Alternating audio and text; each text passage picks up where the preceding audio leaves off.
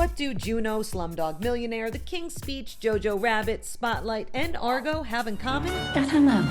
Aside from all their Academy Awards, it's this guy, Franklin Leonard. Guys, listen. Everybody's going to be interested in this. He's a film producer and entrepreneur, perpetually on the hunt for the next great script. And he's doing all of that as the founder of The Blacklist. It really started as something very selfish. I was working a job as a junior executive at Leonard DiCaprio's production company. My job was to find good screenplays. I felt like I was doing a very bad job of finding them. And so I surveyed my peers and said, send me a list of your 10 favorite screenplays that haven't been produced. In exchange, I will send you back the combined list.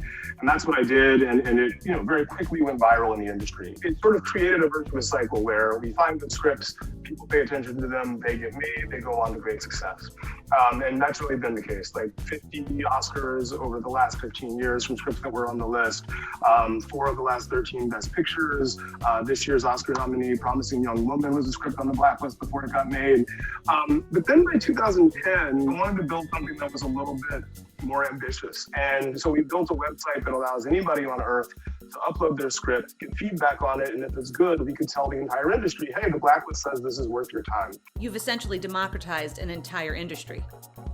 I mean, hopefully, yes. I think what I'd say is that we democratize access. For a very long time, the only way to be a professional screenwriter was to know somebody who was in the industry or have the wherewithal to move out to LA, get a job at Starbucks and network until someone paid attention to you.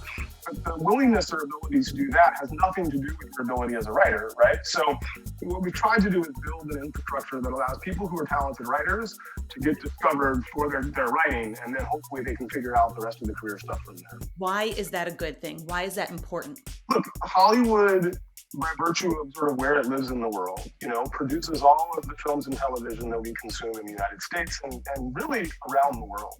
We learn it from our parents, we learn it from other things too, but we spend a lot of time consuming these stories about who we are, why we are, and what might be possible. And so it's really important that who gets to tell those stories and who is involved in telling those stories really look like the country and look like the world. And personally, I would love to see Hollywood try to find the best talent available, put together the best roster possible, and we all benefit from that.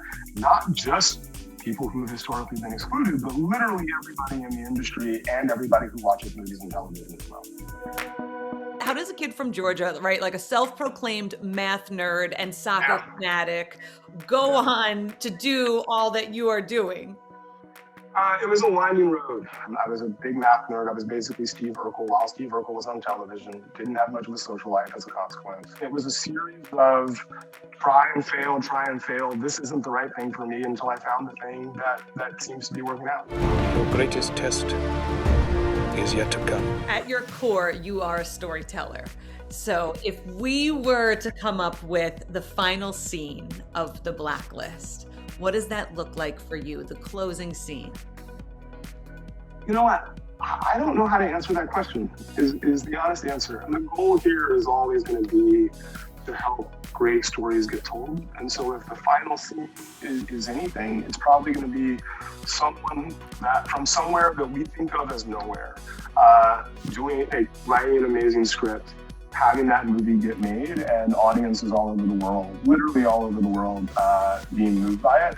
It's already happened before, but that for me is a really great punctuation mark. Words to live by. Franklin, thank you so much. It's totally my pleasure. Thanks for having me.